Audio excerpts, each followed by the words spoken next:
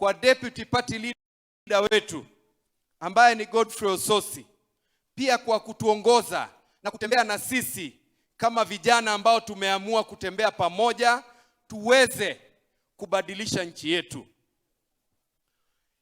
We are wondering why our party ODM would want to associate with this kleptocratic and lunatic regime ambayo imeonyesha kuwa inaweza ua hawa vijana wote na mambo inaendelea ni kama kawaida. Nyinyi mtakubali turudishe hawa watu? Mimi mmeona nimekuwa nikipigania mambo ya afya. Kuna daktari hapa amezungumza mambo ya afya.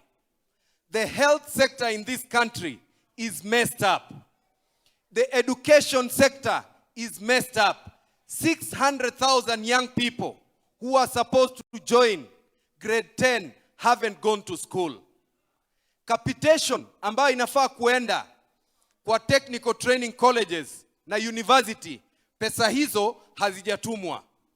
Huyu William Ruto amepandisha budget ya State House kutoka 4.5 billion in 2022 to 17 billion today. Yet watoto kule Northeastern hawaendi shule kwa sababu there is no feeding program. Pesa yote William Ruto amechukua, ameanza kukua sponsor wa ODM. Hivyo ndio sisi tulilelewa. We will not allow ODM and those people that are walking around with their stomachs, ambao they want us to live with borrowed values. ODM ni chama ya kutetea raia. ODM ni chama ya kutetea wananchi. Na ODM ni chama ya kuheshimu katiba, sivyo?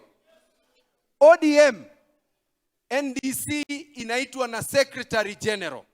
Na Secretary General wetu ni nani? Secretary General wetu ni nani? Na ndio tunawaambia hivi. Wewe William Ruto, tulikuwa na 10-point agenda. Tukasema kuna moja hapo ya kusema mambo ya corruption iishe. Mambo ya corruption imeisha?